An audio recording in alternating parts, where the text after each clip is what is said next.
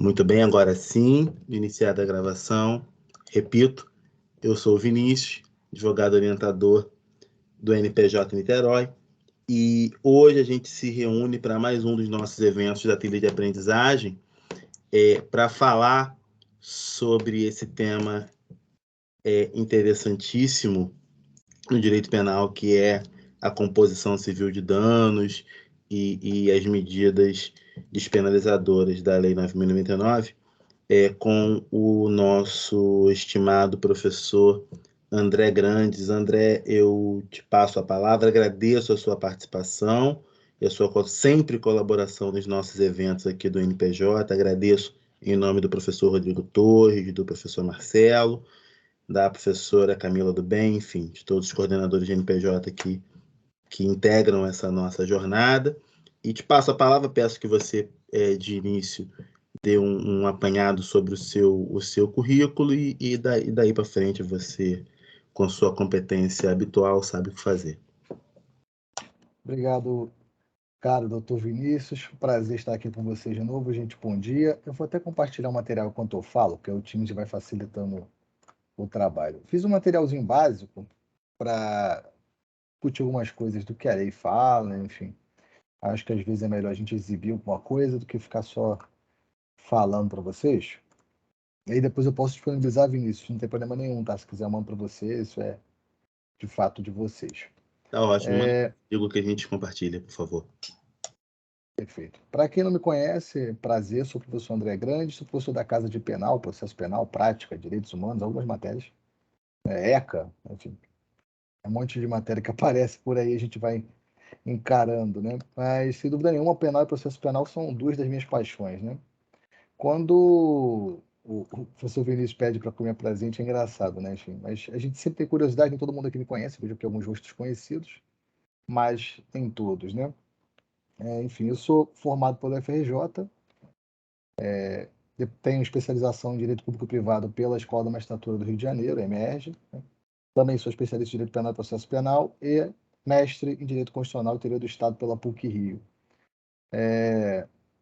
Estou também juiz de lei do Tribunal de Justiça do Rio de Janeiro. Né? Enfim, algumas coisas que não sei se dizem muita coisa, mas é bom, né, a gente se conhecer. Né? Sempre um prazer contribuir aqui para essas palestras, esses eventos, essas conversas, né? Porque isso aqui é um grande bate-papo, né? Do NPJ, porque a gente acaba comunicando um pouco os aspectos práticos com os aspectos teóricos, né? E trazer uma revisão do que os tribunais estão decidindo, acho que isso sempre é válido. Eu não estou conseguindo compartilhar material pelo Teams, eu vou compartilhar a minha tela.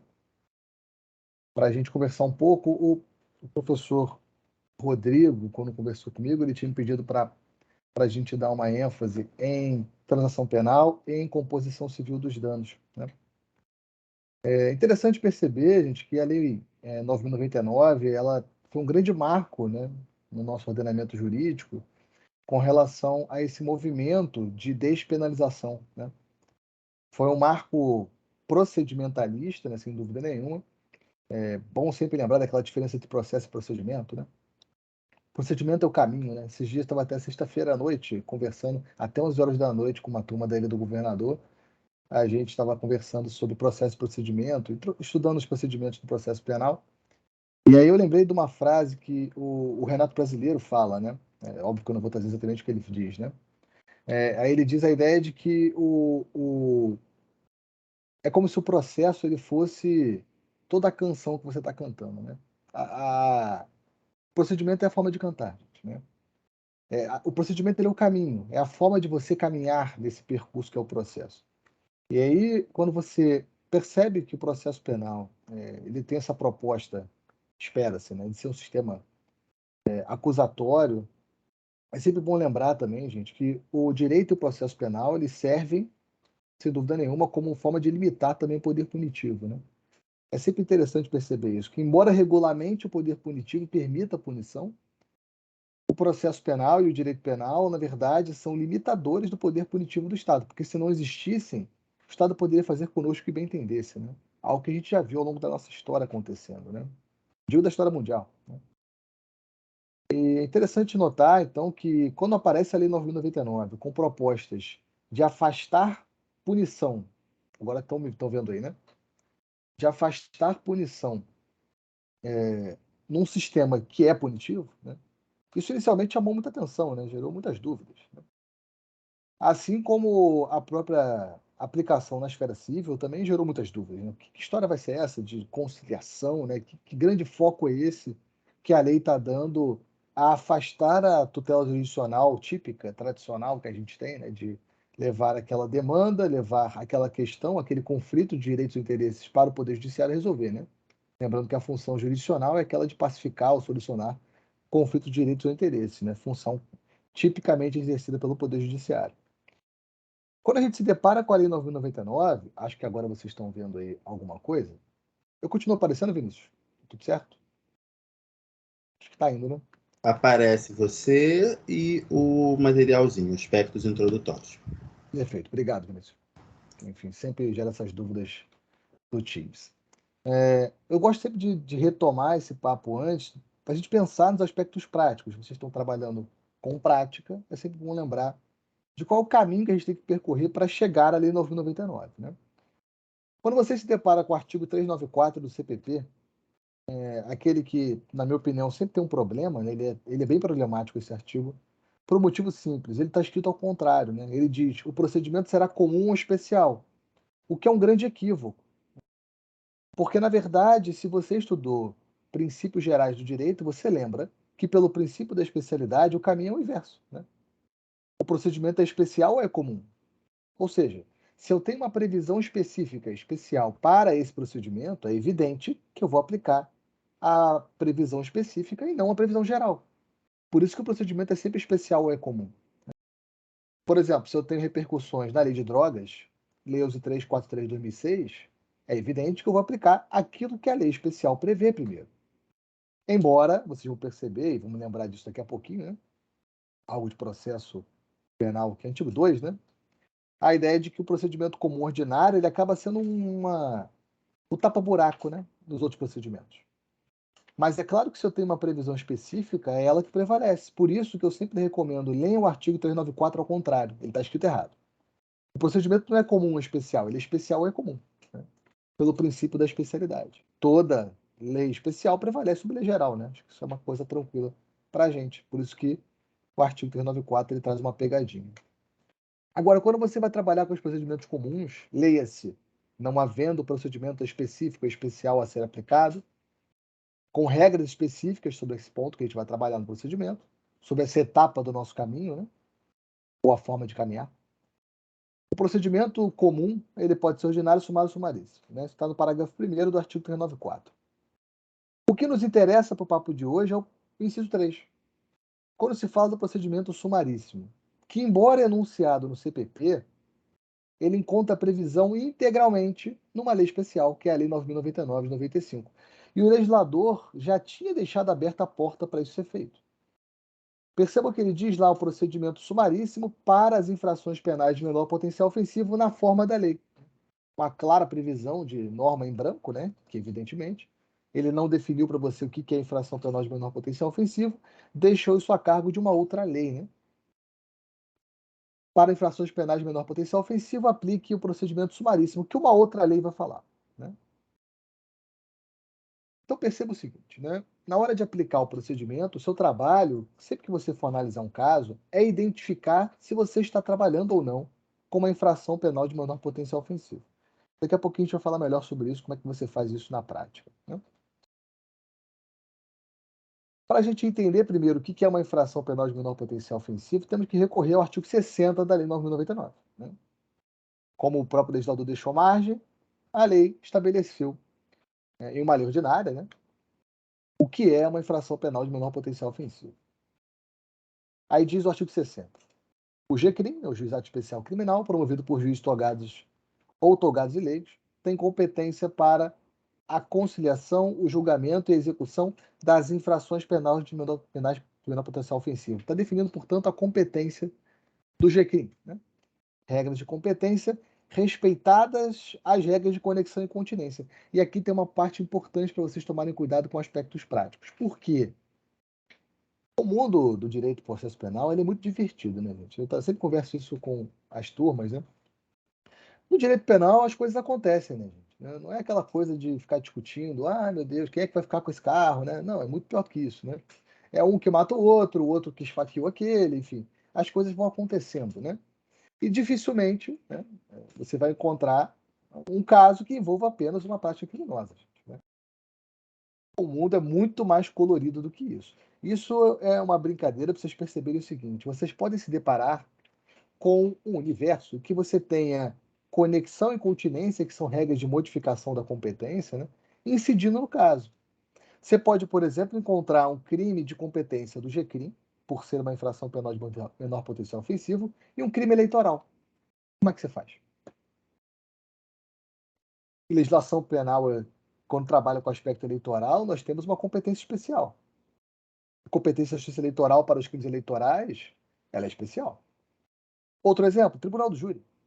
Como é que você faz quando você tem um crime doloso contra a vida e uma infração penal de menor potencial ofensivo?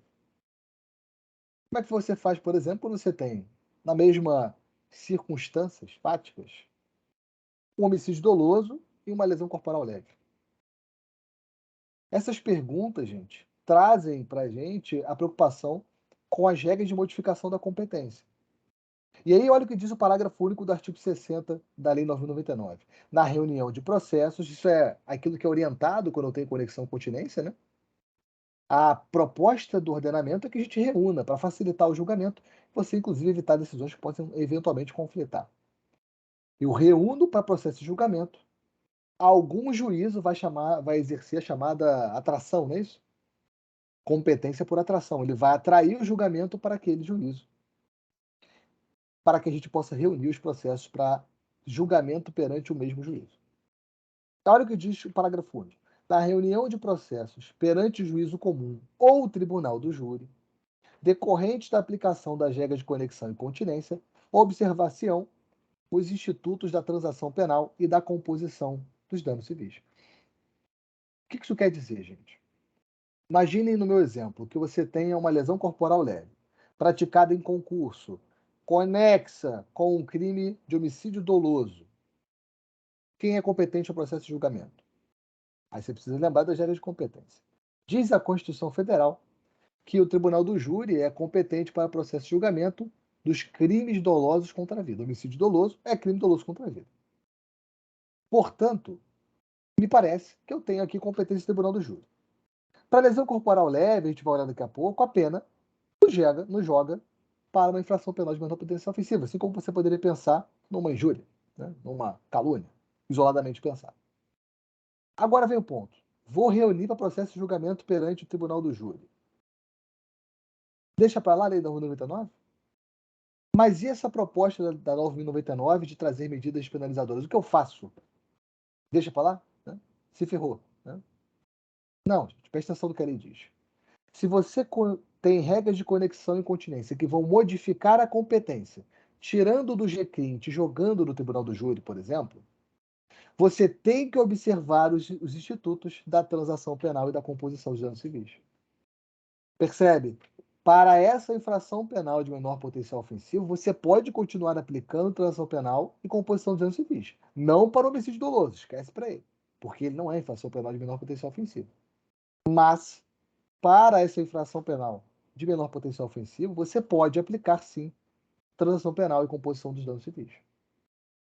Isso é muito importante, gente, porque, na prática, você pode enfrentar casos que te demandem essa atenção de notar que você tem, junto com a tua bagunça criminosa, né, porque às vezes acontece um monte de coisa, você tem uma infração penal de menor potencial ofensivo que admite a aplicação dos institutos ou das medidas despenalizadoras da transação penal e da composição dos danos civis. E você só está no tribunal do júri com tudo por causa das regras de conexão. Porque se o tribunal do júri tem competência constitucional, esse é um ponto importante, né? Ela prevalece sobre as competências comuns que você encontra por aí. Né? E aí você tem que reunir o processo de julgamento no júri. Ora, se eu vou reunir no júri, esquece tudo que a 9.099 fala? A resposta é não. Lembra que o artigo 60, parágrafo único, traz essa proposta de você aplicar as medidas penalizadoras, mesmo você estando fora de casa, mesmo fora do GCRIM. Até aqui todo mundo bem, gente? Uma dúvida? Eu não estou conseguindo ver o chat de vocês aqui. Vou até abrir o Teams pelo telefone. Ver se eu consigo ver. Até aqui tá tranquilo? Eu não estou sem chat, então não consigo nem ver. Qualquer coisa, Rodrigo... Tem chat, André, pode ficar tranquilo. Qualquer coisa você me avisa aí, que se tiver alguma coisa, porque eu estou sem o chat. Você ouviu o que eu falei, André, ou não? O meu áudio não abriu a tempo. Pode falar. Não tem chat. Pode ficar. Então perfeito.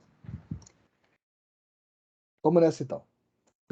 Se vocês estão bem até aqui, vamos lembrar quais são as infrações penais de menor potencial ofensivo. Diz o artigo 61, né? As contravenções penais todas e os crimes a que a lei comine pena máxima não superior a 2 anos, cumulada ou não com multa. Então esquece a pena de multa, o nosso problema é a pena privativa de liberdade. A lei não pode cominar em abstrato, né? Aquela pena que a lei prevê lá friamente, não pode ser superior a 2 anos. Isso significa que são infrações penais de menor potencial ofensivo, as contravenções penais e os crimes cuja pena seja igual ou inferior a 2 anos. Acima de 2 anos não pode. Está fora do que se entende por infração penal de menor potencial ofensivo. Isso é uma expressa previsão legal do artigo 61 da Lei 9.099, trazendo a complementação àquela previsão lá do artigo 394 do CPP, né? Quando ele fala do procedimento sumaríssimo, aplicável para as infrações penais de menor potencial ofensivo, o complemento se localiza no artigo 61 da Lei 9.099 de 95. Agora vamos lá, gente. Se você já lembra agora o que é uma infração penal de menor potencial ofensivo, você já sabe, portanto, quais serão aquelas infrações penais que estarão sujeitas à aplicação da massa de medidas penalizadoras que a Lei 9.099 veio trazer. Né?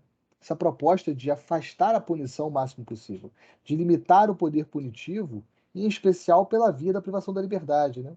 A proposta do sistema, o que tem aparecido em vários momentos, é afastar ao máximo possível essa ideia do punitivismo, né?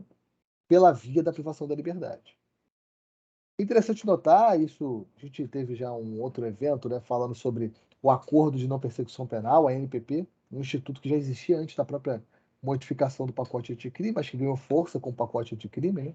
Lei 13.964 de 2019, traz uma proposta de justiça negocial também, né, de afastar o âmbito, entre aspas, muitas aspas, meramente litigioso do processo penal, o âmbito meramente punitivista e trazer uma outra proposta para a gente afastar a punição em casos específicos.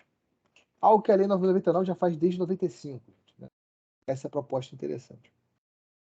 E é interessante, eu me lembro sempre de alguns entusiastas do juizado especial, né? Dentre eles a ministra Nancy Andrighi, né, do STJ.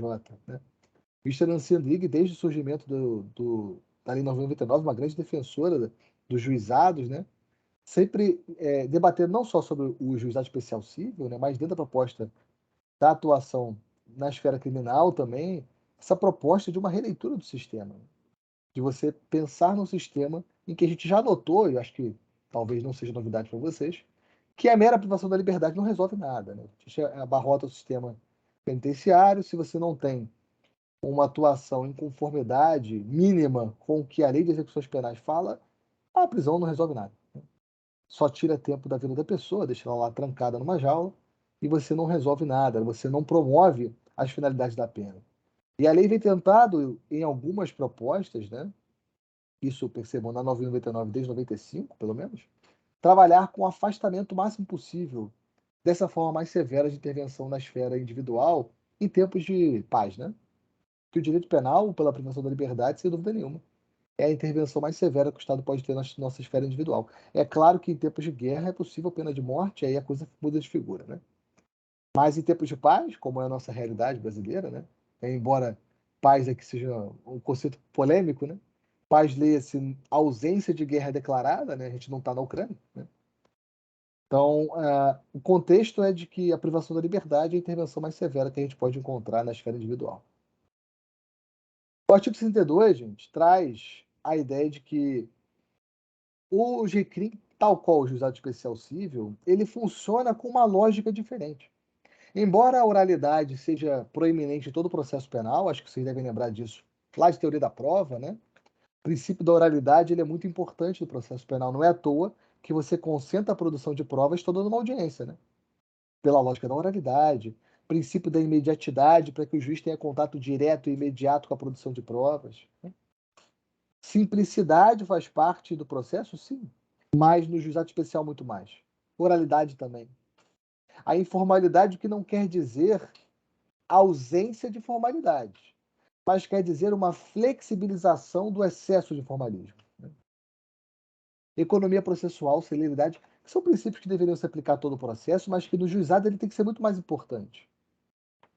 Porque a proposta aqui é você lidar com infrações penais de menor potencial ofensivo, que se espera menos complexidade. E, portanto, menos rigor também, tanto na punição quanto no curso do procedimento. Agora, o que não quer dizer que é bagunça, né, gente? O que não quer dizer que seja um absurdo informalismo. Não, claro que não. Mas a ideia de você flexibilizar os excessos de formalismo para atingir os objetivos da lei. E dentro do possível, perceba, sempre que possível, diz a lei, a reparação dos danos sofridos pela vítima tem que ser um objetivo. E a aplicação de pena não privativa de liberdade. Ou seja, a proposta da própria lei já é afastar o máximo que possível, tanto quanto possível, a privação da liberdade nos casos em que envolvam infrações penais de menor potencial ofensivo. Até aqui tranquilo? Vamos nessa, gente. Para a gente trabalhar com um aspecto mais prático, né, vale a pena resgatar as elucidações da jurisprudência do STJ. Né? Vale sempre lembrar, o STJ ele é o principal intérprete, né? Maior intérprete da lei federal, né? Enquanto o STF tem a última palavra em matéria constitucional, né? Interpretação em matéria de lei federal, o STJ, né? Isso dá a repartição das competências no âmbito do Poder Judiciário, né? Conforme o artigo 105 da Constituição, para o STJ, no caso, né? Na hipótese de apuração de delito de menor potencial ofensivo, diz o STJ, deve-se considerar a soma das penas máximas e abstrato em concurso material, ou seja, critério do cúmulo material, né? Ou ainda a devida exasperação no caso de crime continuado ou de concurso formal. Ele está te lembrando de você aplicar as regras do concurso de crime. Né? E ao se verificar que o resultado da adição é superior a 2 anos, afaste-se a competência do GCRIM. Essa explicação achei que vale a pena deixar para vocês lembrarem, gente, como é que você faz quando você tem pluralidade de delitos sendo praticados, né? Para você verificar a competência do GCRIM ou não. Lembrando que o juizado especial criminal é competente para processo de julgamento de infrações penais de menor potencial ofensivo. E aí você nota, como é que eu vou saber se eu tenho, na verdade, um caso de concurso material de crimes, né? Como é que eu faço para saber se está na competência ou não do GCRIM? Aí você tem que fazer a aplicação do critério do cúmulo material. Olhando para a soma das penas máximas combinadas em abstrato. Por quê? Porque infração penal de menor potencial ofensivo, eu olho para a pena máxima combinada em abstrato, que não pode ser superior a 2 anos. Previsão do artigo 61 da Lei 9.099. Então, se você tiver um caso de concurso de crimes, atenção que isso cai direto na prova da OAB, direto. Brincadeira de concurso de crimes é fato que vai cair, né? Sempre tem. Então, cuidado com essas regras, né? Lembra da diferença entre o critério do cúmulo material e o critério da exasperação, né? Embora o próprio Código Penal preveja a possibilidade do concurso material benéfico, né? Quando é mais benéfico você somar do que você utilizar a fração na exasperação. Beleza? Então aqui o detalhe é, faça a operação do concurso e verifique se vai ultrapassar os 2 anos. Ultrapassou o máximo de 2 anos, pula fora do GCRIM por causa da competência. Tudo bem? Lembrando que a competência do juizado especial criminal, tal qual o juizado especial civil, ela é absoluta para as infrações penais de menor potencial ofensivo. Agora, se você está... Ih, caramba, mudou tudo aqui. Se você está trabalhando com competências que envolvam competência especial, a coisa muda de figura. Por exemplo, já dei aqui 2 exemplos, né? Os crimes eleitorais, crimes dolosos contra a vida, os crimes militares, inclusive tem um alerta no final com relação aos crimes militares, vale a pena tomar cuidado com isso. Tudo bem, gente? É uma dúvida? Tá tranquilo? Se vocês estão bem, a gente vai dando mais um prosseguimento aqui. Mais alguns aspectos introdutórios que agora a gente já começa a mergulhar de fato no procedimento sumaríssimo e nosso ponto de atenção em relação à chamada transação penal e à composição dos danos civis. Diz o artigo 72, na audiência preliminar, você já percebe o seguinte, no procedimento da Lei 9.099, nós temos uma audiência prévia, uma audiência preliminar, que alguns vão chamar de audiência de conciliação. O que é? Né? Presente o representante do MP, o autor do fato e a vítima, e, se possível, o responsável civil, acompanhados por seus advogados. Lembrem sempre aquela garantia da defesa técnica, né, gente? A mínima margem de proteção da ampla defesa tem que ser sempre garantida pelo aspecto da defesa técnica, né? No Brasil, não se admite abrir mão da defesa técnica. Serão todos e todas vocês, né? Sem dúvida nenhuma. O juiz, esclarecerá sobre a possibilidade da composição dos danos e da aceitação da proposta de aplicação imediata de pena não privativa de liberdade. Então, o que o procedimento traz, né? De cara, ele te coloca numa audiência preliminar, na qual o nosso grande papel é tentar resolver a coisa sem precisar recorrer ao procedimento usual. Né? Essa é a ideia. Sem precisar que o juiz resolva tudo. Vamos tentar chegar aqui a uma solução despenalizadora. Essa é a ideia.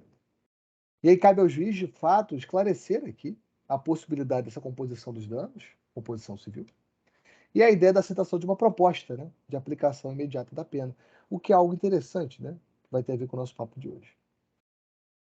Então percebam primeiro que nessa audiência tem que estar presente todo mundo, né, Ministério Público, o autor do fato, ou suposto autor do fato, eu gosto mais disso, né, por causa da presunção de inocência, né, ninguém será considerado culpado até o trânsito e julgado de sentença penal condenatória, portanto ele é presumidamente inocente, né.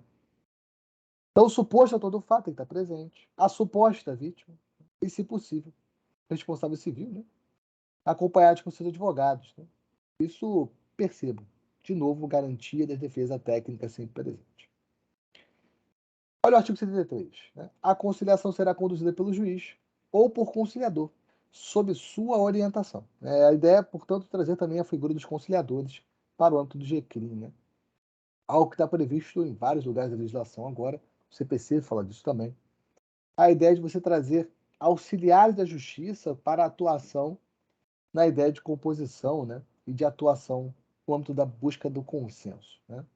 Soluções alternativas, né? A ideia de uma cultura de paz no processo, algo que tem afetado bastante, não só o processo penal, mas sem dúvida nenhuma o processo civil e muito. Né?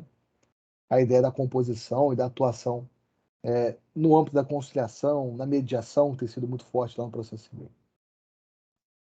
Aqui, tranquilo, gente? Aqui tem detalhes sobre o conciliador, acho que não é muito importante para vocês, embora vocês todos podem, né, buscar exercer a função de conciliadores. Eu mesmo fui conciliador numa vara civil, 2 anos até. Quando eu estava na Emerge, eu fui conciliador na vara civil. A mesma vara que eu fazia o estágio da Emerge com o juiz togado, enfim, isso é uma experiência interessante também para vocês. Aliás, gente, detalhes, façam audiências. Né? Estamos aqui na página da imprensa, façam as audiências. Mas preste atenção nas audiências, porque a pior coisa que tem é você ser surpreendido numa audiência. A pessoa, isso já aconteceu, né? Eu gosto sempre de comentar esses casos, já aconteceu, né?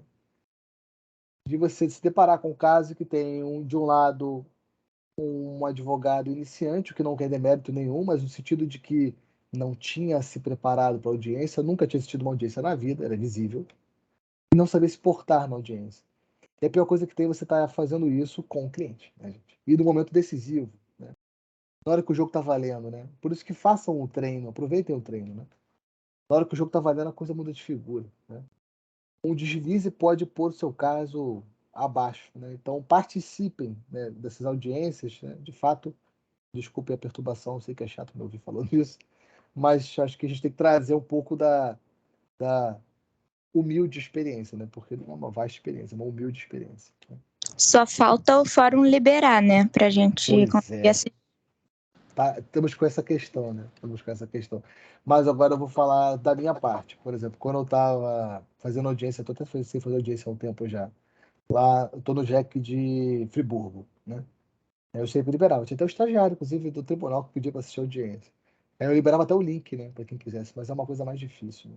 Mas fiquem tranquilos, as coisas estão começando a reajustar. Imagino que o tribunal vá realinhar essa parte, né? Mas vejam, mesmo que seja uma audiência gravada, gente, assistam, né, as audiências. Tem aquelas audiências, né? Tem um site, inclusive, que tem isso, né? Mas vejam as audiências, prestem atenção, né, na forma como se fala, na forma como se porta, tudo isso muda muito, sem dúvida nenhuma. Muito obrigado, André, pela orientação com relação às audiências, a importância das audiências. É uma questão que a gente vem enfrentando essa dificuldade. Eu até discuti conversando agora com a turma anterior, a dificuldade de acesso às audiências presenciais, mas quer queira, quer não queira, é uma experiência muito importante, né? E principalmente a diferença que tem entre uma audiência presencial e uma audiência online, né? É muito diferente. É muito diferente. Então... Você sente até o clima tá mais pesado. Você vê. Gente, vamos comentar aqui, tá gravando, né? Mas enfim. Você consegue saber se o outro advogado tá de mau humor, se o juiz tá de mau humor. Você consegue ver a parte que tá um pouco mais exaltada, né? Você consegue ver a testemunha que tá falando diferente, né? Você não faz ideia do desafio que foi produzir prova à distância. Né? Audiência criminal online é impossível de ser feita. Não, muito complicado, né? É igual você assistir depois só a gravação, né, do depoimento. Não é a mesma coisa, gente. Não é a mesma coisa, né? Não tem jeito. Isso é, assim, eu sou muito defensor dessa ideia do remoto, mas para algumas coisas, realmente, a audiência faz muita diferença, né? Às vezes, o jeito que a pessoa fala, pelo microfone você não capta, mas no presencial você vê que ele tá tentando se evadir da resposta, né? Você fica um pouco mais fácil de você fazer isso, né? Até porque online a gente tem outras questões, né? A comunicação falha, né? Enfim, o microfone está funcionando, tudo acontece, né? É isso. Mas, enfim, aproveitando aqui, reforçando como o Dr. Vinícius está falando com vocês, participem das audiências, né? Ainda que seja gravada, mas perceba os detalhes, isso vai te ajudar lá na frente. Vai por mim, vai ajudar muito, né? E te dá aquela bagagem que você pode não ter tido ainda por você não ter tido um caso seu, né? Mas te dá aquela segurança maior de você saber como se portar, saber como que os juízes falam, como que os outros advogados falam, como é que o Ministério Público fala de processo penal aí, como é que se portam, né, aqueles personagens, né, naquele grande momento da audiência, né? Isso é muito importante, gente. Tá feita aqui a perturbação de vocês. Vamos falar um pouco sobre composição dos danos civis. Artigo 74, gente. A composição dos danos civis será reduzida a escrito e homologada pelo juiz, mediante sentença irrecorrível. Terá eficácia de título a ser executado no juízo civil competente. Aqui é uma coisa que vale diversos comentários. Primeiro de tudo o que é a composição dos danos civis, né? Gente, a prática de uma infração penal, ela pode não se esgotar, né? Dificilmente se esgota, numa violação que afete somente o descumprimento de uma norma penal, né? Lembra de uma coisa, cuidado com a diferença entre lei penal e norma penal, né? A norma penal é aquilo que está contido, é o conteúdo de fato do que a lei penal trabalha. Por exemplo, se você olhar para o crime de homicídio, o artigo 121 do Código Penal, está escrito matar alguém. A norma penal é o contrário, gente, é não matar alguém. O que você viola quando você mata alguém é a norma penal, que diz não matar alguém. Então, quando a gente pensa na ideia de uma infração penal, na violação, lesão ou perigo de lesão, os crimes de perigo existem, hein? Lembre deles. Há bens jurídicos tutelados, isso dificilmente se esgota na matéria criminal. Isso gera, em muitos casos, quase sempre, né, danos que extravasam, portanto, o que o direito penal pode falar. E, vamos ser sinceros, preocupação que não é cara ao direito penal. Não é cara ao processo penal. A composição dos danos cíveis ou civis, né, que podem decorrer da prática de uma infração penal. O que me faz sempre lembrar daquele tema de ação civil ex delito. A prática de uma infração penal pode gerar danos civis também. O que é a composição dos danos, nesse caso? É uma possibilidade de um acordo, uma composição sobre a reparação desse dano entre o suposto autor do fato e a suposta vítima. Todo mundo suposto, porque isso aqui é presunção de inocência, né? Nosso sistema acusatório, um dos pilares do sistema é a lógica da presunção de inocência, né? Isso, inclusive, é uma característica do sistema acusatório, né? Ele será considerado culpado até o trânsito em julgado da sentença penal condenatória. O que acontece? Se uma proposta de acordo entre as partes pode acontecer. E eu tenho, portanto, o suposto autor do fato e a vítima. Vamos resolver esse dano civil com um acordo que afete, portanto, o direito civil. Cuidado, eu estou negociando pena? Eu não estou negociando pena, gente. Eu não estou falando, e se eu ficar preso um mês, está tudo bem para você? Não é isso. É a ideia de você buscar solucionar aquilo que lá no direito civil você poderia buscar também por meio de uma ação civil ex-delito. A ação civil que tem como fundamento a prática de uma infração penal. Tanto é que o legislador te deixa o alerta de que, beleza, se vocês fizeram uma composição civil dos danos, entraram num acordo, se resolve agora lá na esfera civil. Isso não é problema do processo penal. Você vai executar isso na esfera civil, sendo essa composição um título executivo que você vai levar lá para a esfera civil.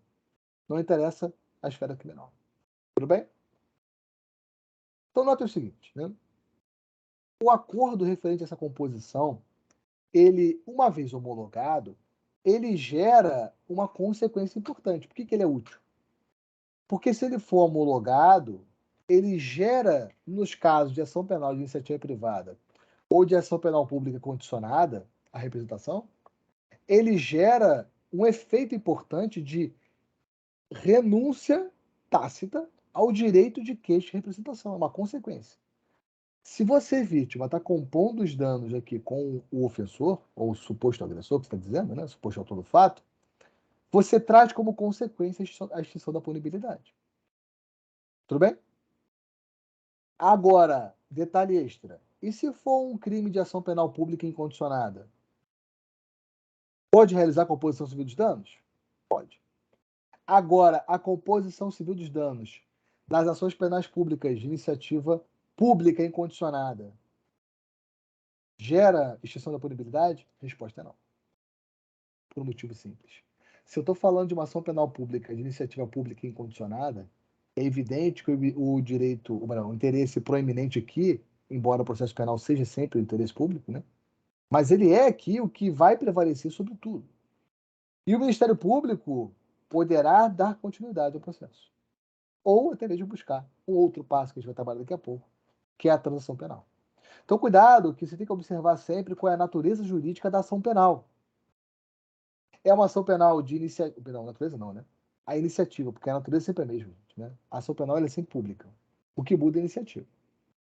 A ação penal pública é de iniciativa privada e a ação penal pública de iniciativa pública condicionada à representação do ofendido, elas admitem que a composição civil dos danos gere uma renúncia ao direito de queixa ou ao direito de representação, gerando, portanto, a extinção da punibilidade.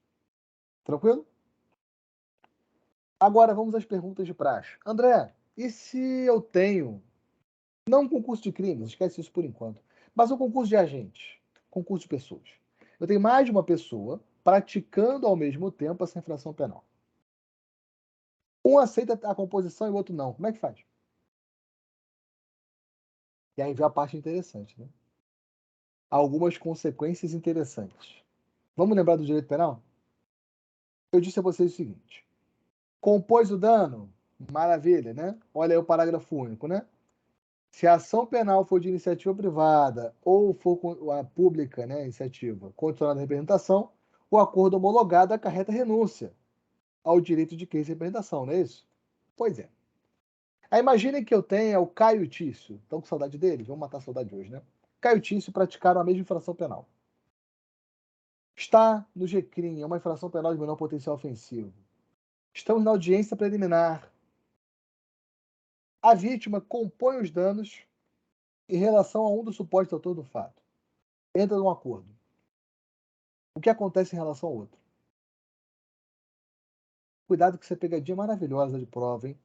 A gente fala também, né, de prática, a gente fala de prova. Olha aí, concursos públicos e prova da OAB. Gente, presta atenção numa coisa. A renúncia, ela tem um efeito comunicativo em relação aos demais autores do fato, hein?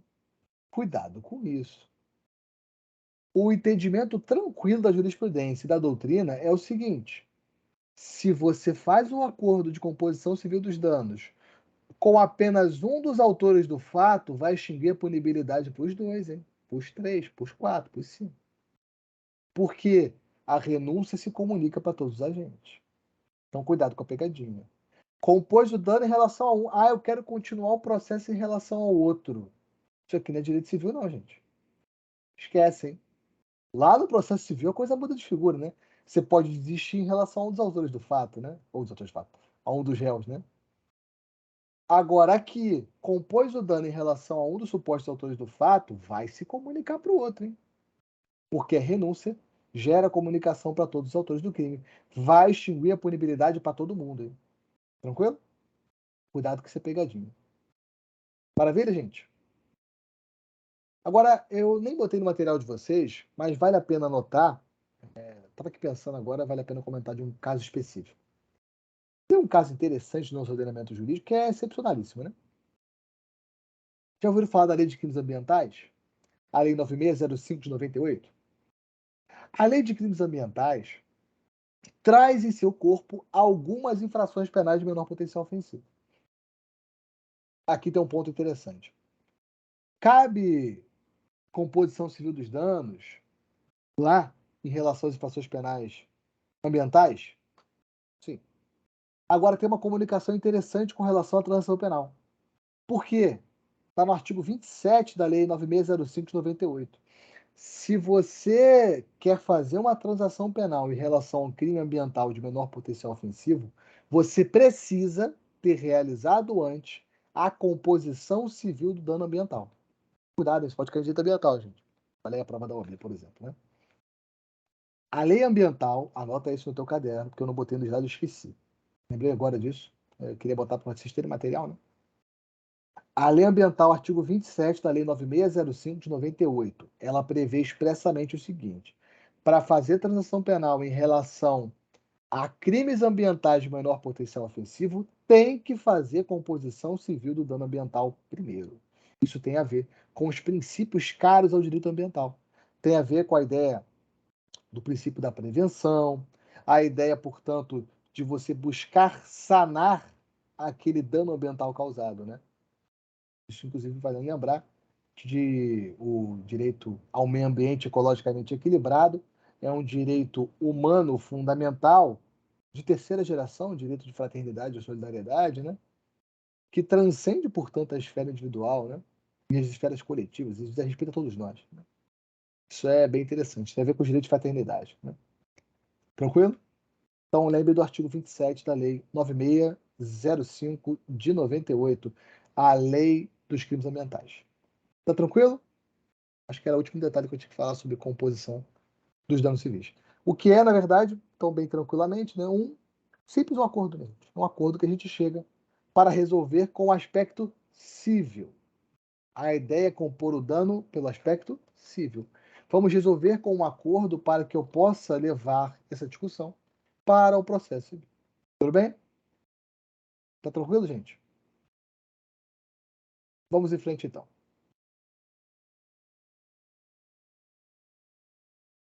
O problema é quando não tem a composição. Né? E aí diz, além de afastar a transação penal nos crimes ambientais, né, olha o artigo 135, né?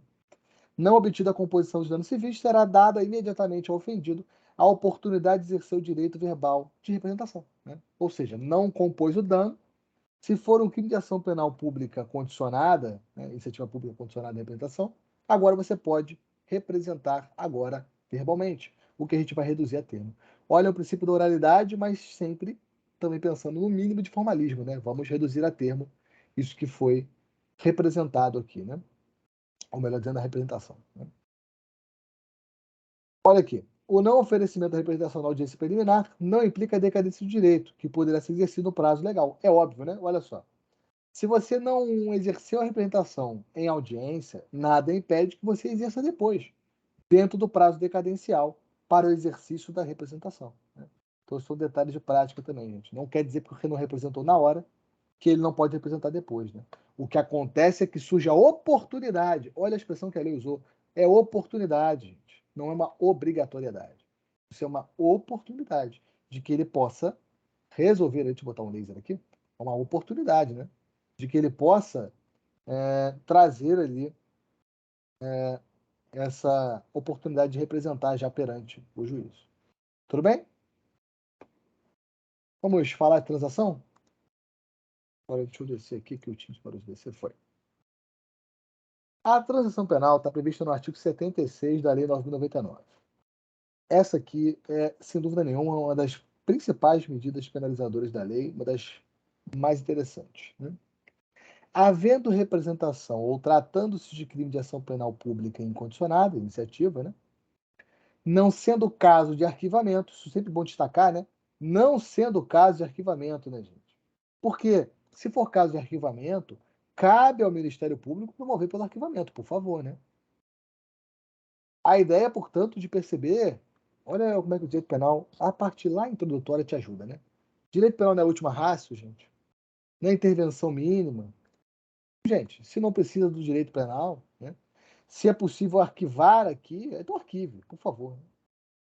Não me venha, por favor, juizar a ação penal e manter essa proposta de levar a persecução penal à frente se cabe arquivamento.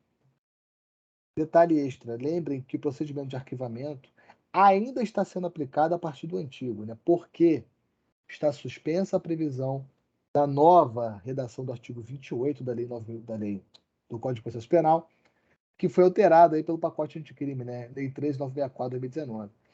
O Supremo Tribunal Federal, pelas medidas cautelares deferidas pelo ministro Fux, ainda estão valendo, né? Porque criou-se um problema de ordem prática, né? Sem dúvida nenhuma, como é que você faz para ter esse novo procedimento dentro do Ministério Público, né? Mas o arquivamento, portanto, se cabe arquivamento, arquive, não me venha movimentar a persecução penal. E aí diz a lei, poderá o Ministério Público propor imediata pena de restritiva de direitos ou multa a ser pré-especificada na proposta. O que isso quer dizer, gente? Está se abrindo a oportunidade de uma nova proposta, mas não da composição civil dos danos, mas uma proposta de gente agora perante o Ministério Público, percebeu a diferença, composição dos danos civis se dá com quem, gente? Com a vítima, né? Transação penal tem atuação claramente do Ministério Público. Agora, perante o Ministério Público, eu posso, junto ao suposto autor do fato, preenchidos os requisitos legais, prever, mediante um acordo, uma proposta, o imediato cumprimento de uma PRD, né, uma pena restritiva de direitos, ou o pagamento de uma pena de multa. Tudo bem? Agora vem a parte interessante, né? Vamos entender melhor sobre a transação penal, já que ela é uma oportunidade de você fazer um acordo, agora perante o Ministério Público, mas notem o detalhe. Estou negociando pena privativa de liberdade, gente. É tempo de prisão? É filme americano isso aqui, né? Aquela história do plea bargain, né? É isso aqui? Não é. A transação penal prevê a possibilidade de você negociar pena restritiva de direitos ou pena de multa, gente. Mas não prevê a possibilidade de você negociar, numa transação penal, pena privativa de liberdade. Cuidado com isso, hein?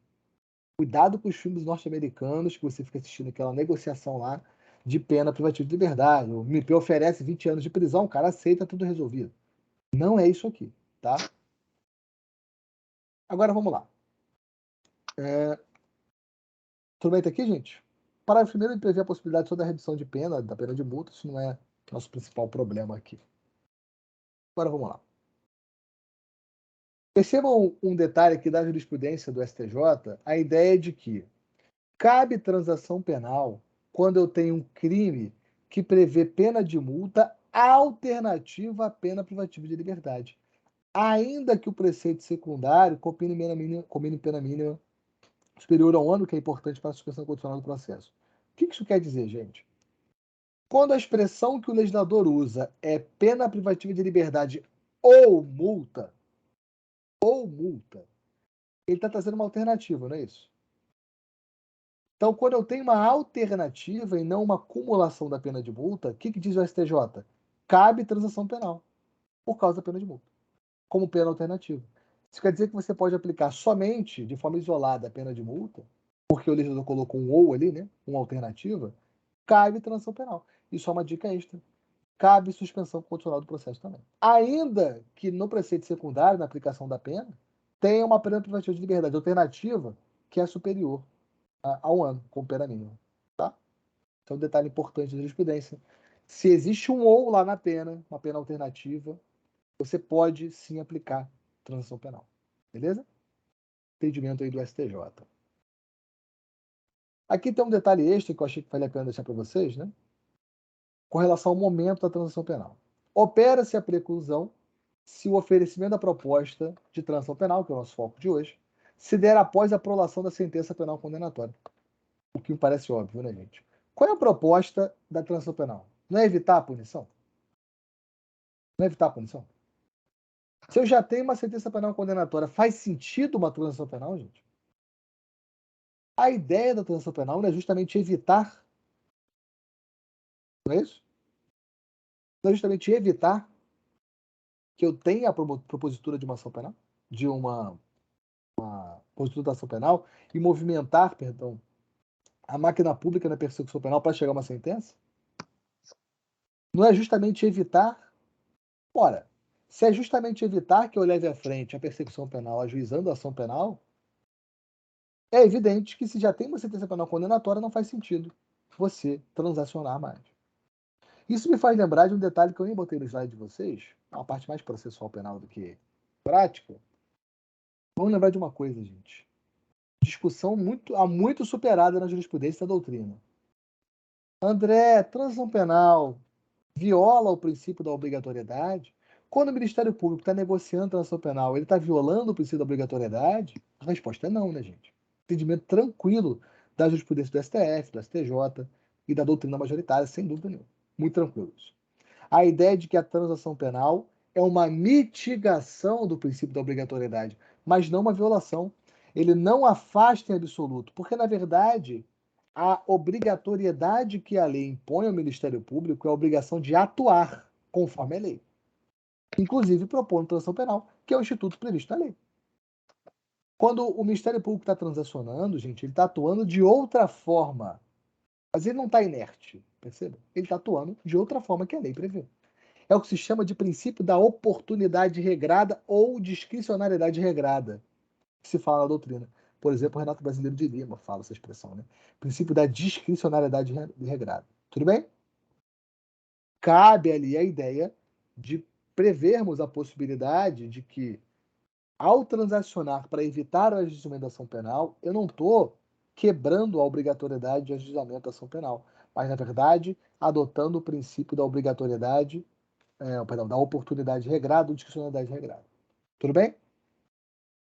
Tranquilo? Algo que já era explicado, inclusive, na doutrina, por uma grande processualista, né? Eu diria que a maior processualista, para quem já me aturou antes sabe, né, que eu sempre falo dela, professora Ada Pelegrini Grinover, né, já falava disso. Né?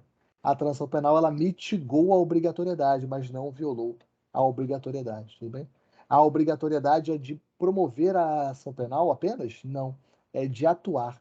E aí ela já falava também da discricionariedade regrada, da oportunidade regrada. Professora Ada Pelegrini Grinover. Beleza? Tranquilo, gente? Algo que já dizia também o professor Afrânio Jardim, da UERJ, né? Inclusive agora se aposentou, se não me engano. Ele dizia que a mitigação, de novo, pela atuação diferenciada, é uma nova forma de ação do Ministério Público, que a lei prevê. Tudo bem? Uma dúvida, gente? Tranquilo? Vamos lá, que a nossa hora voa, né? Dentro do artigo 76, vocês vão encontrar as hipóteses que a lei não admite transação penal. Primeira hipótese, gente, ter sido autor da infração condenado pela prática de crime à pena privativa de liberdade por sentença definitiva, né? Como assim, gente? Vamos pensar junto para fazer sentido para vocês, né? Por favor. Se ele já foi condenado pela prática de crime à pena privativa de liberdade por sentença definitiva, não cabe transação penal, né? Obviamente. Já houve condenação, não cabe transação penal. 2. Ter sido o agente beneficiado anteriormente no prazo de 5 anos pela aplicação de PRD ou multa nos termos desse artigo. Ou seja, detalhe, se ele já fez uma outra transação penal nos 5 anos anteriores. E é esse o motivo de registrar a transação penal, porque ela não gera reincidência, ela não gera maus antecedentes, mas eu tenho que controlar a realização de transação penal para que você não possa realizar uma nova transação penal no prazo de 5 anos, que é a previsão do inciso 2. Então, se ele fez uma nova transação penal há um ano atrás, não cabe uma nova transação penal ainda. Beleza? Entenderam essa hipótese? É por isso que se registra a transação penal. Inciso 3. Não indicarem os antecedentes, a conduta social, a personalidade do agente, bem como os motivos e circunstâncias, se necessário o suficiente a adoção da medida. O que ele está dizendo, gente? Ministério Público, na hora de você propor uma transação penal, lembre dos critérios que estabeleceu o artigo 59 do Código Penal. Lembre das chamadas circunstâncias judiciais. Você só pode, atenção isso, você só pode, Ministério Público, fazer uma transação penal quando as circunstâncias do caso indicarem, quando os antecedentes do agente indicarem, quando a conduta social e a personalidade, bem polêmicos esses dois aspectos, né? Essas duas circunstâncias judiciais, indicarem que é devida essa medida e que ela é suficiente para atingir a finalidade da pena. A ideia é essa, gente. Que o Ministério Público analise se a transação penal vai cumprir as finalidades que a suposta pena teria, no caso concreto. Aí você vai lembrar de prevenção geral, prevenção especial, positiva, negativa, né? A discussão toda. Beleza? Então a ideia, portanto, de você verificar, inclusive, que só pode ter ação penal quando você atinge, né, o cumprimento daqueles critérios do artigo 59, que fazem parte do chamado critério trifásico de aplicação de pena, né, ou critério Nelson-Hungria. Beleza? Vamos em frente. No parágrafo 3º, a gente diz a lei: a sexta proposta pelo autor da infração e seu defensor será submetida à apreciação do juiz. Por quê? Essa negociação, ela não envolve o juiz, gente. Em algum momento eu falei, ou a lei falou, que o juiz está negociando? Não. O juiz está ali com outro papel, tal qual acontece no acordo de não persecução penal. O juiz está ali para homologar. E ele homologa exercendo ali um juízo a partir do cumprimento das normas legais, portanto, o juízo de legalidade para a admissibilidade da homologação do acordo. E aí, se ele percebe que está tudo certo, inclusive, algo que essa lei não falou, mas no acordo de não persecução penal fala, o juiz tem que verificar a voluntariedade, porque se isso é um acordo, ele lembra de um negócio jurídico, né? Eu preciso me preocupar com a voluntariedade, né? Ele não pode ter sido coagido a aceitar a proposta. Ele tem que aceitar porque ele quer. Voluntariedade. Vontade livre e consciente, desviciada, né? De firmar o acordo. Então, uma vez que o juiz acolhe a proposta de transação penal, que foi aceita pelo autor da infração penal, né? Suposto autor, o juiz aplica a PRD, ou pena restritiva de direitos, ou multa, que está prevista no acordo, né? Que não imporá em reincidência. A lei diz expressamente, gente, não gera reincidência, sendo registrada apenas para impedir novamente o mesmo benefício no prazo de 5 anos. De novo, transação penal não gera reincidência, né? A ideia, portanto, é que você registra para controlar uma nova transação. Então, o procedimento é, uma vez feito o acordo, agora o juiz tem que homologar esse acordo e ele vai aplicar aquilo que foi colocado no acordo, como pena restritiva de direitos ou pena de multa, a depender do que for negociado. Tudo bem? E aí, só um detalhe para vocês, né? Dessa sentença que homologa, cabe apelação, tá? Acho que era bem tranquilo, inclusive, porque é sentença, né? Embora seja uma sentença que não é condenatória. Tranquilo? Olha lá, parágrafo 6º. A imposição de sanção de quitado parágrafo 4º não constará da sua FAC, né? Da certidão de antecedentes criminais, salvo para os fins previstos no mesmo dispositivo, ou seja, a transação penal, gente, ele vai te lembrar a todo momento, não gera reincidência, não gera maus antecedentes. Você só vai registrar para fins de novo controle, para você não fazer uma nova transação penal em 5 anos. E não tem efeitos civis. Se você tem problema civil, você deveria ter composto o dano civil, ou você vai buscar o juízo civil com uma ação civil ex-delito para discutir essa questão. Tudo bem? Isso é importante, inclusive, notar que é entendimento pacífico na doutrina da jurisprudência, inclusive trouxe para vocês aqui uma orientação do STJ, de que a transação penal não tem natureza jurídica de condenação criminal. A sentença que homologa a transação penal não é uma sentença condenatória, gente. É uma sentença homologatória, que tem, na verdade, efeitos mais declaratórios de qualquer outra coisa, né? Não é condenação. Tudo bem? Então não gera reincidência, não gera maus antecedentes. E por isso não gera reconhecimento de culpa penal, não, gente. Nem muito menos de responsabilidade civil. Você que vai discutir lá a responsabilidade civil na esfera civil. Tudo bem?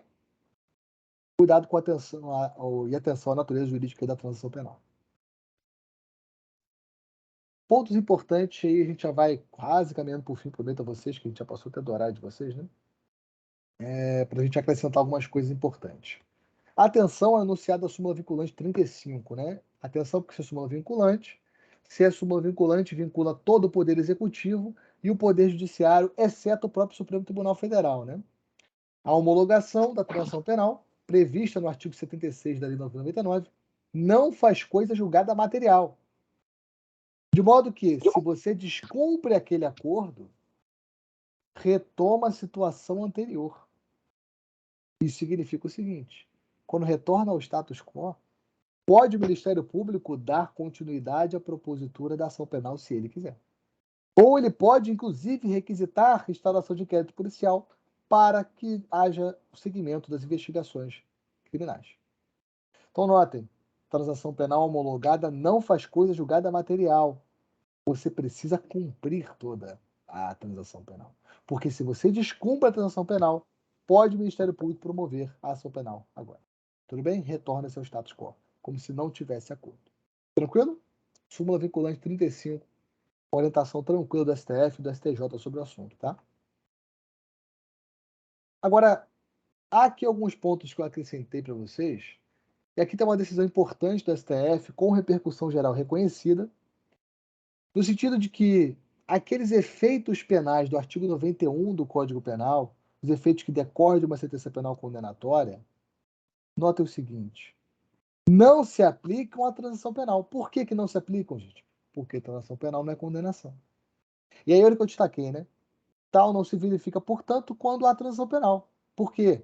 A sentença tem natureza homologatória, sem qualquer juízo sobre responsabilidade criminal. O juiz, quando homologa o acordo, ele não está exercendo um juízo de culpabilidade ou não. Ele não está expedindo um decreto condenatório. Ele está somente homologando o acordo que foi feito. De modo que as consequências da homologação do acordo são aquelas que o acordo estabeleceu e que a Lei 999 estipulou. Tudo bem? Então, um ponto interessante para vocês com relação ao afastamento dos efeitos do artigo 91 do Código Penal, efeitos que são caros a uma sentença penal condenatória. Esses efeitos jurídicos não se aplicam à transação penal porque ela não é uma condenação. Né? Beleza? Entendimento do STF com repercussão geral reconhecida. Em atenção a isso. Separei mais alguns detalhes para a gente refinar o conteúdo e aí a gente já vai acabar, eu prometo a vocês, para ver se vocês têm dúvidas, se for alguma questão. Perceber o seguinte, gente. Nos casos de aplicação da súmula 337 do STJ, atenção a isso, os autos devem ser encaminhados ao Ministério Público para que se manifeste sobre a possibilidade de transação penal. O que diz a súmula 337? A súmula 337 é aquela que fala sobre a hipótese de desclassificação. Olha que interessante. Quando tem desclassificação ou procedência parcial da pretensão punitiva, leia, procedência parcial da acusação no âmbito do processo penal, eu posso discutir transação penal. Por exemplo, imagine que eu tenha um crime de lesão corporal grave, que foi desclassificado como uma lesão corporal leve. Ou uma injúria qualificada pelo preconceito, ou injúria preconceituosa, discriminatória, racial, tem vários nomes, que você desclassificou por uma injúria simples. Injúria simples entre aspas, né, gente? Agora, sendo cabível transação penal, o que diz o STJ? Pera lá, se houve uma desclassificação ou procedência parcial da pretensão punitiva, ou seja, ele foi denunciado por injúria racial, beleza? O juiz desclassificou, percebeu que não era injúria preconceituosa, era uma injúria simples, do caput. Aplica o entendimento da súmula 337, ou seja, desclassificou, joga para o Ministério Público para que ele se manifeste sobre a possibilidade de transação penal. Então é mais uma possibilidade de você ter uma transação penal, mesmo que inicialmente não fosse cabível, porque ele foi denunciado por um crime que não era de menor potencial ofensivo. Beleza? Esse é um detalhe importante, gente, né? Atenção a isso. Agora, atenção à própria orientação do STJ. Hein? Se a denúncia teve de ser julgada procedente primeiro, para somente após ser reconhecida a prescrição, qual é a natureza jurídica da prescrição mesmo, gente? Causa de extinção da punibilidade, hein? Em razão da pena concreta, não houve procedência parcial da pretensão punitiva. mas essa foi integral. O que acontece é que houve extinção da punibilidade. Atenção a isso. Se o juiz julga procedente a ação penal, ele vai condenar, mas ele deixa de condenar porque prescreveu em razão da pena em concreto, quando ele faz lá a dosimetria, ele percebe, para essa pena em concreto está prescrito, não tem que aplicar a súmula 337 do STJ. Hein? Atenção a isso. Porque nesse caso não houve procedência parcial, mas houve procedência integral. O que acontece é que houve uma extinção da punibilidade. Tudo bem? Em razão da pena em concreto. Tranquilo? Entendimento do Superior Tribunal de Justiça para agregar a vocês aí. Aqui tem uns comentários rápidos sobre a Lei Maria da Penha. Gente, vale lembrar que a Lei Maria da Penha, que é uma lei que despenca em concurso público e prova da OAB, que é uma lei muito importante para a tua prática profissional, e infelizmente temos muitos casos envolvendo a Lei Maria da Penha, né? Infelizmente não tem jeito ainda. O que, aliás, tem, né, dois efeitos. Né? Primeiro, quer dizer que a lei está cumprindo uma das suas finalidades, né? Que é, de fato, tornar, inclusive, pública e notória, a gente conhecer da ocorrência dessas violações, né? Desses casos de violência doméstica familiar contra a mulher, mas, ao mesmo tempo, quer dizer que a gente não conseguiu resolver o problema. Né? A Lei 999, ela é afastada em sua aplicação pelo artigo 41 da Lei 11.340/2006, que, vale dizer, já foi declarado constitucional, né? Atenção a isso. O artigo 41 da Lei 11.340, a Lei Maria da Penha, já foi declarado constitucional pelo STF, tá tranquilo. O que diz esse artigo?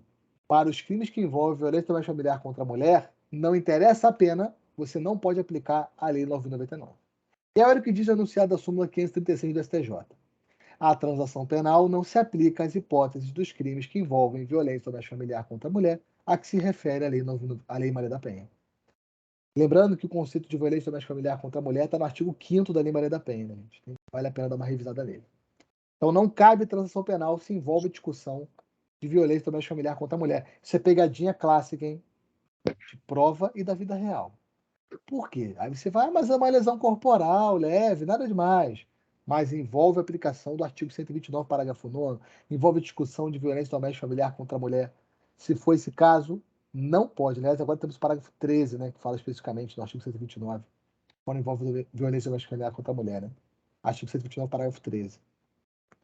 Cuidado com isso, gente. Envolveu violência doméstica familiar contra a mulher, cuidado com a Lei 999, cuidado com a transação penal, porque não cabe. Súmula 536 do STJ, artigo 41 da Lei 11.340/2006.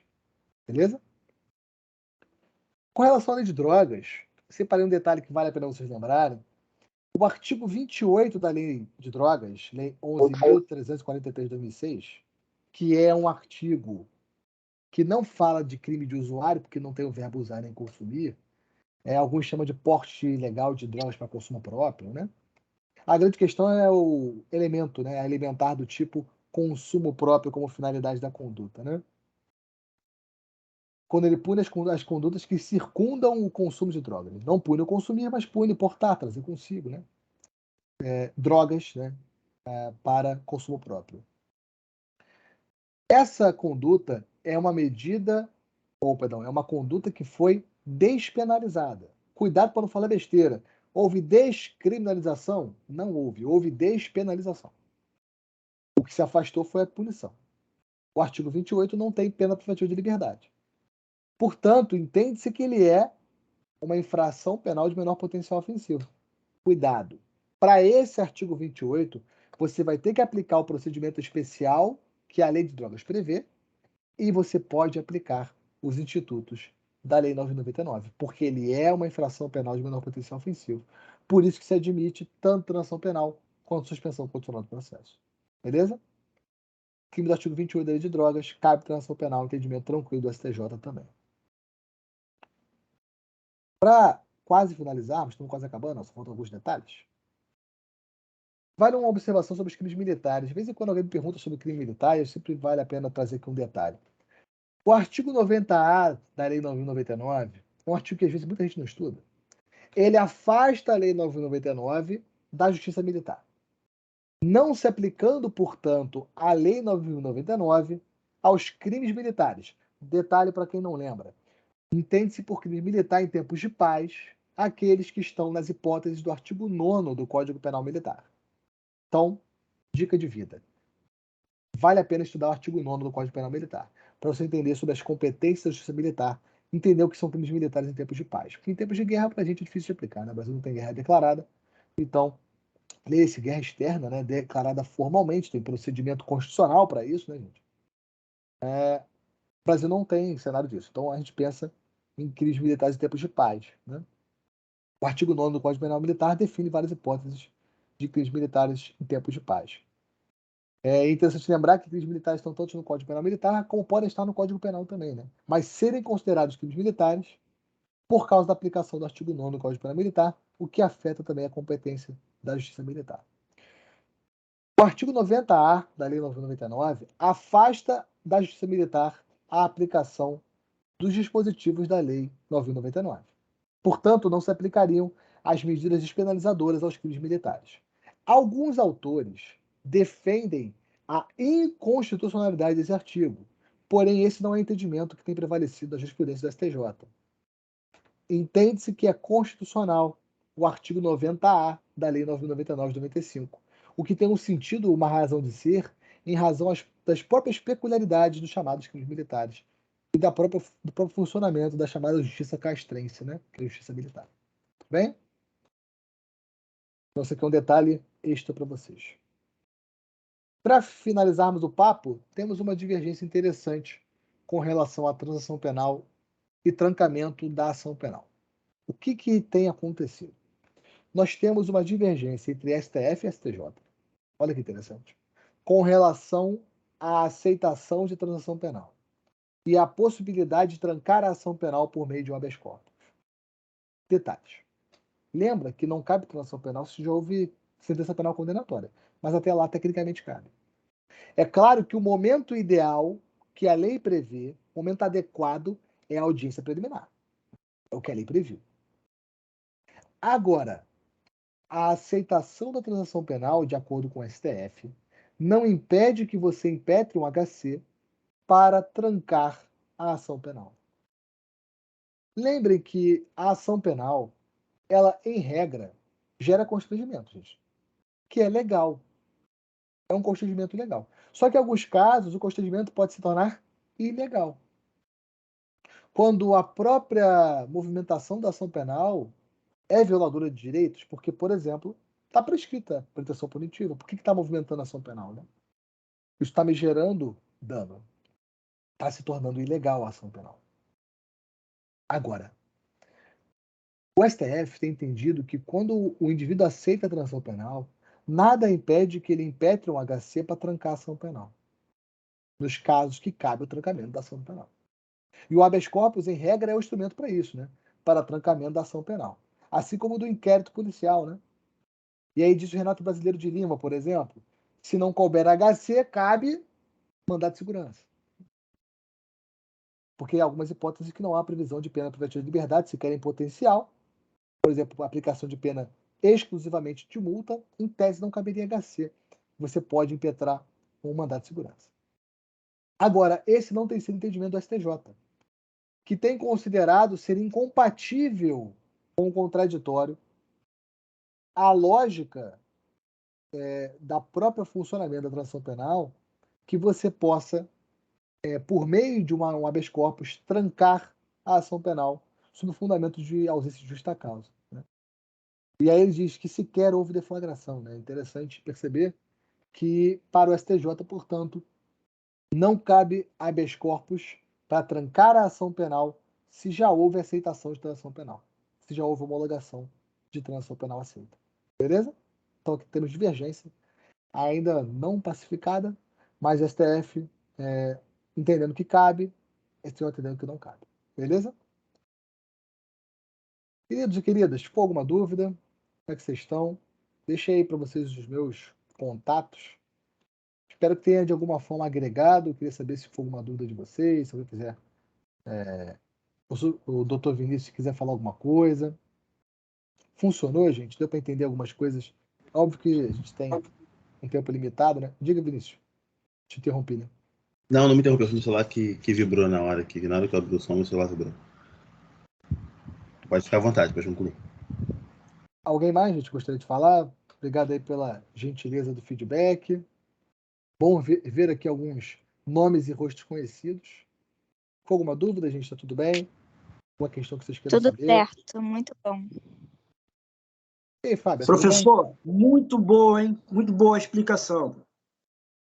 Obrigado, Lucas. Espero ter sido útil. A ideia aqui era a gente fazer um... Oi? Muito útil para nós.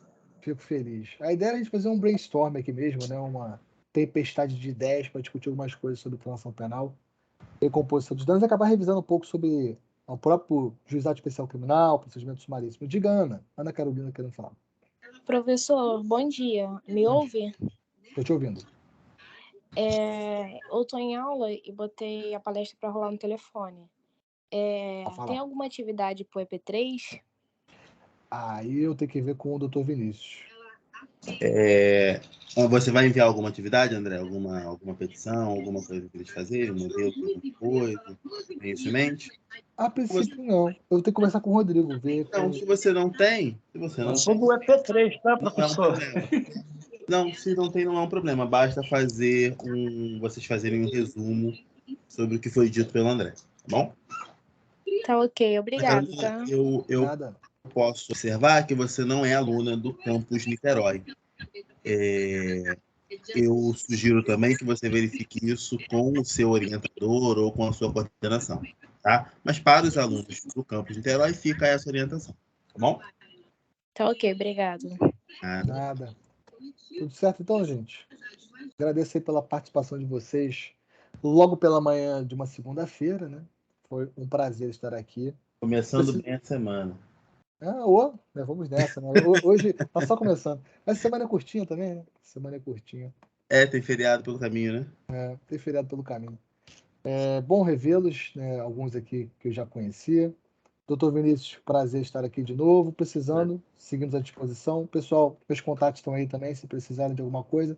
Se já tem o Teams também, pode mandar mensagem no Teams. Tem meu e-mail, tem o perfil no Instagram aí, para quem quiser acompanhar também. De vez em quando tem postado algumas coisas. Não tenho tido tanto tempo assim, mas tenho tentado postar algumas coisas sobre assuntos variados. Eu não falo só de processo penal e direito penal, porque eu não gosto só disso. Então, enfim, sempre que aparecer alguma coisa que eu acho interessante, vale a pena divulgar. Professor André, o prazer é todo nosso e novamente agradeço a sua disponibilidade de estar aqui. Excelente tema, excelente bate-papo e é isso, é só agradecer e pessoal, estão todos liberados, eu vou encerrar a gravação.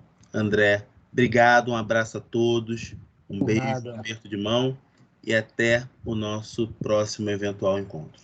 Um forte abraço, gente. Uma ótima manhã e bons estudos para vocês. Bons estudos a todos. Obrigado, professor. Um abraço, gente.